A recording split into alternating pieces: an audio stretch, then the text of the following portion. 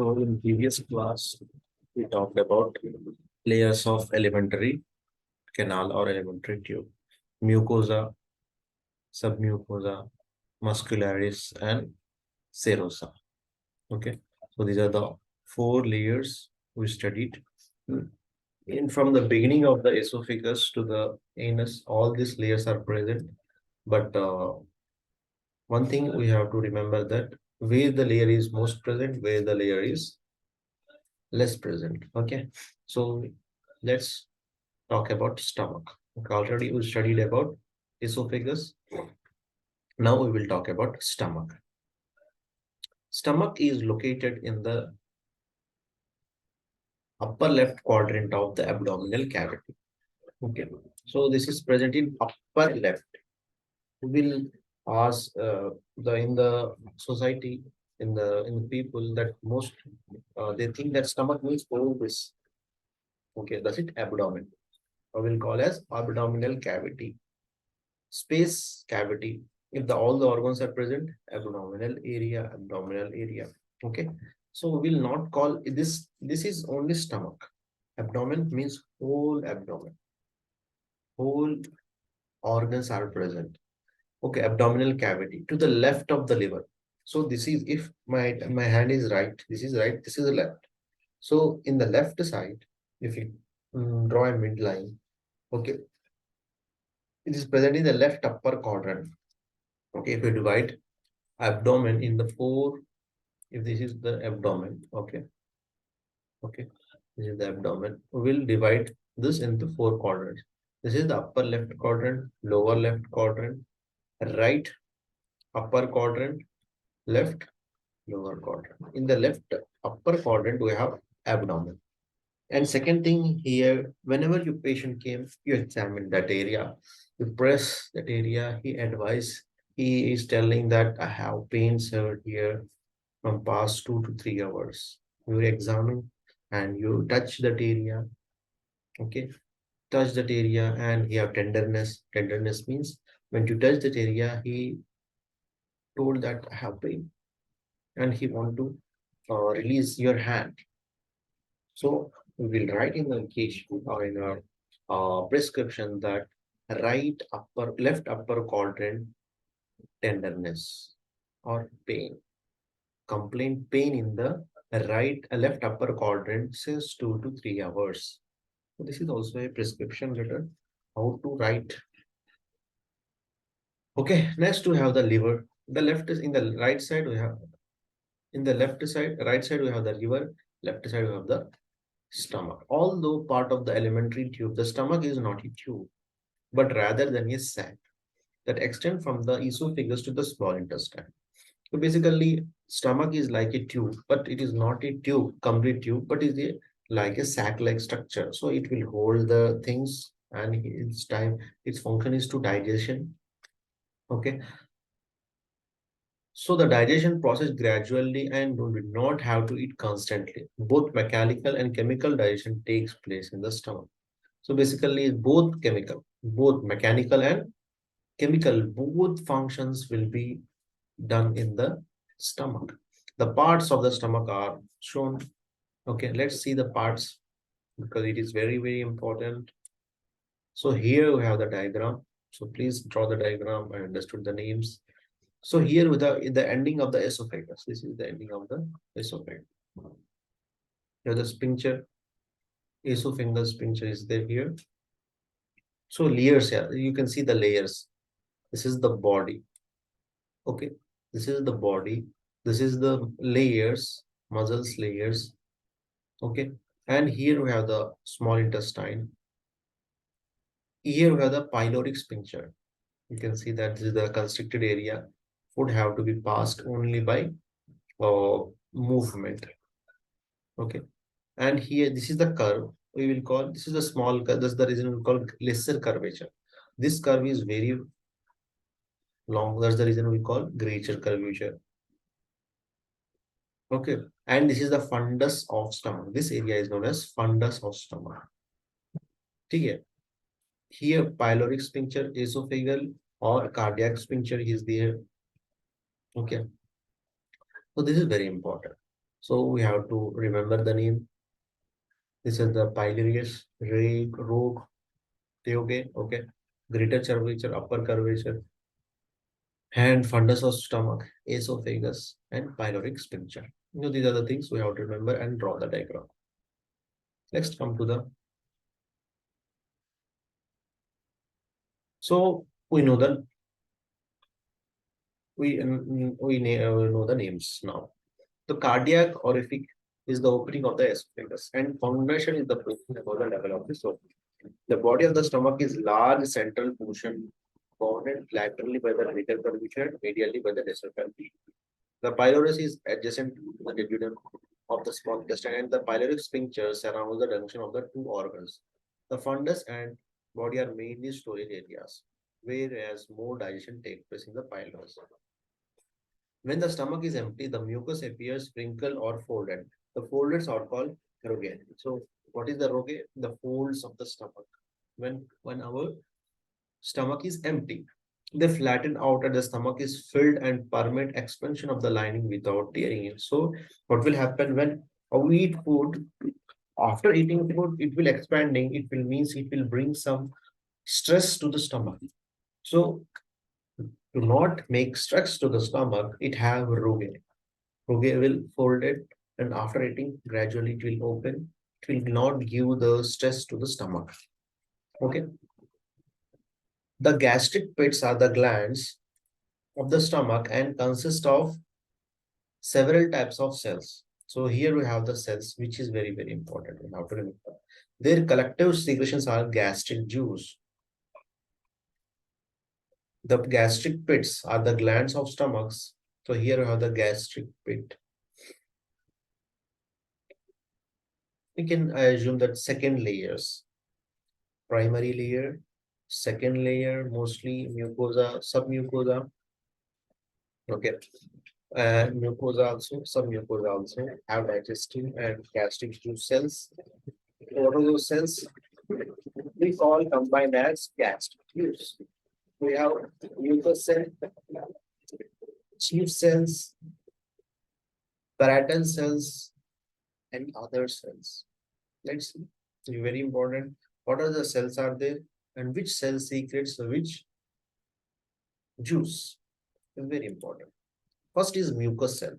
Mucous cell secretes mucus which coats the stomach lining and help prevent erosion by the gastric juice. So first is protection. So gastric juice is acidic. So we have the protection to, to do not damage or harm ourselves. So our subject and our body also teaching us protect ourselves first if you are doing anything. If you are harming yourself, the work is not good. Okay. So here the stomach is giving training to us. The stomach also had that formula that first is releasing that mucus around the stomach. So it will protect the lining. It protect its own body first. Second, then it will release all the important juices. Second, we have chief cells. So chief cells release pepsinogen. Chief cell release pepsinogen. It is the inactive form of pepsin. So in the cool range, we have the pepsin. Okay. Parietal cells produce hydrochloric acid. Parietal cells, which are the parietal cells, which what are the digestive needs release? HCl. First mucus, then is pepsin, then is parietal cells, HCl. These cells have enzymes called proton pumps. They have HCl have proton pumps. Proton pumps which secrete H plus ions into the stomach cavity. The H plus ion unit with Cl ions that have diffused from the parietal cells to form HCl. HCl is released by parietal cell. Okay, and H proton pumps also there, which will release H plus ions. So HCl from HCl, the Cl ions are diffused. So what will H this from the proton and Cl from the parietal cells will add it and become HCl. HCl converts peptinogen into pepsin. So these HCl will convert the pepsinogen into pepsin. This is very important, which then begins the digestion of proteins to polypeptides. So pepsin will help to digest the proteins. Very, very important. And also gives gastric juice in great quantity, for which pH is very much high. One to this very acidic pH is necessary for pepsin to function. Also kills most microorganisms that enter the stomach. The parietal cells also secrete instant factor, which is necessary for the absorption of enteroendocrine cells called G cells secretes the hormone gastrin. Gastric juice is secreted in small amounts at the site or smell of food. This is parasympathetic response that ensures that some gastric juice will be present in the stomach when food arrives. So basically here we have to remember parietal cells. Parietal cells secretes intrinsic factor. Intrinsic factor which is responsible for B12. Whatever B12 we eat it, how to absorb that. So we need intrinsic factor. Okay. And enteroendocrine cells release G cells. Okay. Also here, what are the cells? I think we have the diagram here.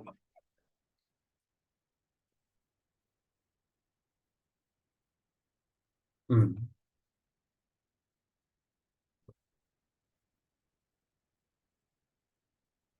No diagram. So let's assume that here we will make the box here only. Mucus cell release mucus. Okay. And the chief cells release pepsinogen. And third is parietal cells release HCl. Proton pumps release hydrogens. And hydrogen will bond with the chloride. It will become HCl. HCl will activate pepsinogen to convert it to pepsin. And pepsin will digest proteins. And his pH is 1 to 2. Very, very acidic. Okay. And we have parietal cells. Here we have the parietal cells also, which release intrinsic factor. Parietal cells release instituting factor and as well as HCl. So intrinsic factor, what it will do, it will absorb B12. And as well as we have enteroendocrine cells called G cells. G cells. What are the functions of G cells? To secrete hormone, gastric hormone. G cells release gastric hormone.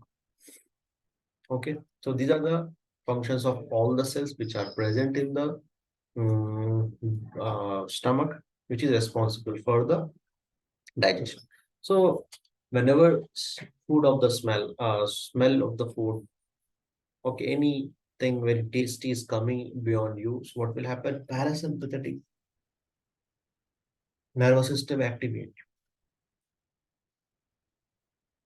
Parasympathetic nervous system will activate and will release some juices. So before entering the food, the gases are ready to digest the food. So whenever the time is over to eat the food, if you are not eaten, so what will happen? The gastric juice is released, so it will provide you the gastric problems. Okay. Acidity. In stomach, ceases to secrete gastrin, a hormone that stimulates the secretion of great amounts of gastric juice. So who the activation is who activates this all cells? Gastrin. So brain will activate parietal cells. Parietal cells will release gastrin. Gastrin will tell them on to release small amount of juices. Okay. The external layer, most muscle layer of the stomach consists of three layers of smooth muscle, circulatory muscle, and ligation muscle, and oblique muscle. We already studied these three layers are innervated by the mesenteric plexus of the enteric nervous system. Stimulatory impulses are carried from the CNS by the vagus nerve. So we have know that this muscular layer have great amount of nerve supply.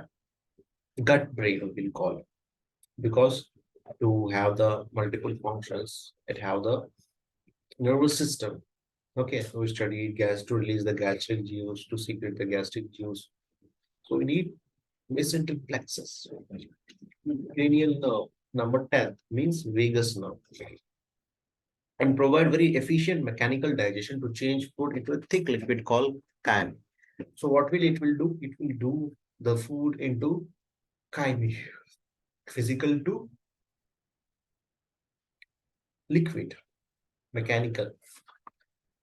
Okay, solid to liquid portion. Okay. The pilotic sphincter is usually contracted when the stomach is churning food. It relaxes at intervals to permit small amounts of chyme to pass into the duodenum.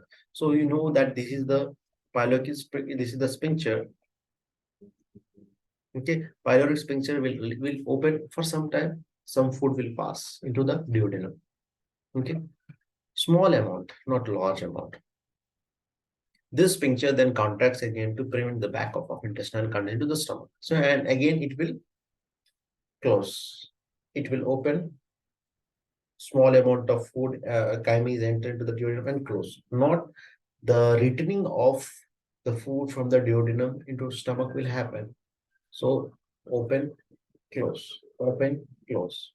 With some amount, some sometime. Okay, so this is all about stomach. So you have to draw the diagram.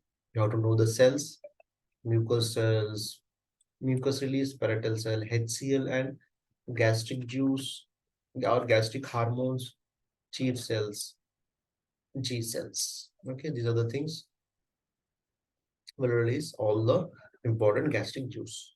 Chief cells, pepsin, G cell, we have the gastric juice. Okay, so these are the thing about stomach. So let's talk about small intestine. Very, very important because we have absorption here. Okay. Small intestine is about 2.5 centimeter in diameter and approximately 20 feet, means 6 meters. 20 feet means very long. If I am 5.5 inches, 5.6 or 7 inches, 2, 3, 4, like my heighted 4% is equal to my small intestine. Okay, and it's extended from the stomach to the cecum of the large intestine. So it connected from the ending of the stomach to the beginning of the large intestine, that is cecum. Within the abdominal cavity, the large intestine encircles the coils of the small intestine. So it is encircles like this. Okay, they are surrounded. Duodenum is the first. We have the three parts: duodenum, jejunum, and ileum. Okay, duodenum is 10 inches of the small intestine. The common bile duct enters the duodenum at the ampulla of water. The jejunum is about 8 feet long and the ileum is about 11 feet long. I think here small intestine not given. So let's we will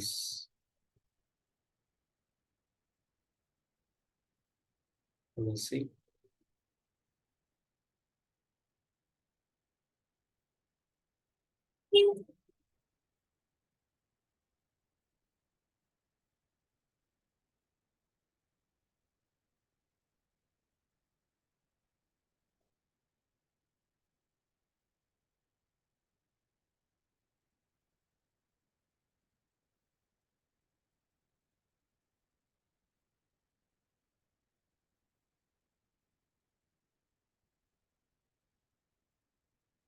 So you will able to see that this is the duodenum part.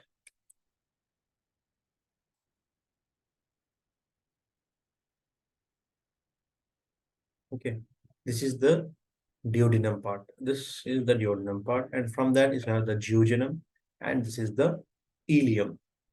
So that much long intestine is in our stomach.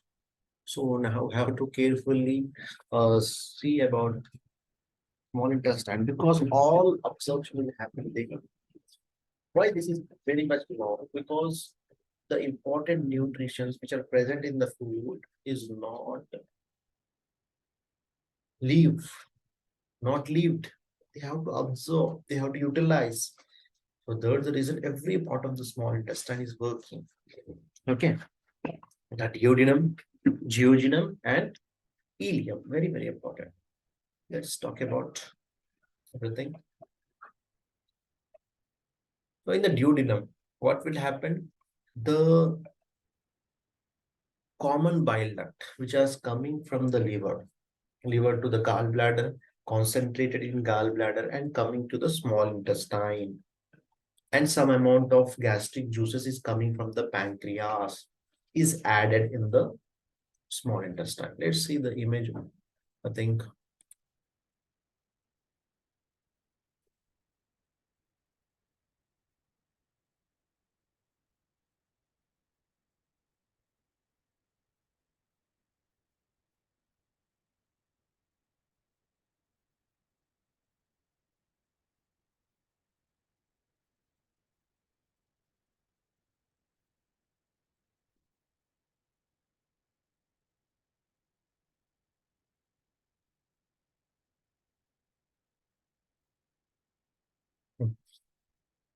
you can see that.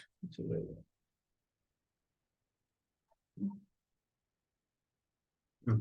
So this is the small intestine here.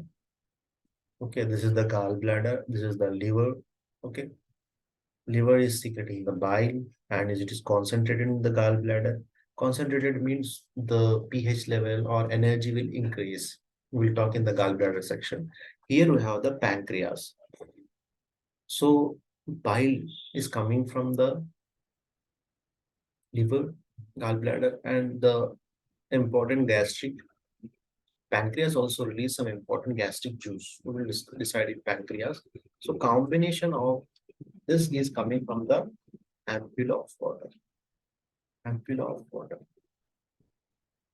You see that this is the ampulla of water. Is coming here to the duodenum part, small intestine part. Okay, understood. Next is duodenum, duodenum or ileum. Already we saw that. Digestion is completed in the small intestine and the end products of digestion absorb into the blood and lymph. So here from that area, the digestion is completed, absorption is started. The mucosa has simple columnar epithelium that includes cells within microvilli and goblet cells that secrete mucus. Enteroendocrine cells secretes hormones of the small intestine. Lymph nodes called Pike's patches are specially abundant in the ileum to destroy absorb pathogens. The external mucous layer has the typical circular and longitudinal smooth muscle layers that mix the chyme with the digestive secretion and propel the chyme toward the colon. Stimulatory impulse to the enteric nerves to the muscle layers are carried by the vagus nerve. The waves of peristalsis, however, can take place without stimulating by the central nervous system. The enteric nervous system can function independently and promote normal peristalsis. There are three sources of digestion secretion that function in the small intestine: the liver, the pancreas, small intestine, intestine. So, okay, so these are the functions, means the absorption will happen. Other cells release some things for the purpose of small intestine, like here mucus will release by mucus cells. Okay, goblet cells release mucus. Okay, here cells release hormones. Lymph nodes, we have Paris patches. Okay, to destroy the absorbed pathogens. Okay, these are the three things we explain. Now we have to understood other things which will explain after that, related to the liver, gallbladder, pancreas, and other things we will discuss in completion of digestion and absorption in small intestine. So after understanding liver, after understanding gallbladder, after understanding pancreas, then only we will understand digestion and secretion. So we will discuss from here liver, gallbladder, pancreas, and absorption, digestion and absorption. Digestion, first is digestion, and other is absorption will happen. Okay. So if any doubt, you can ask.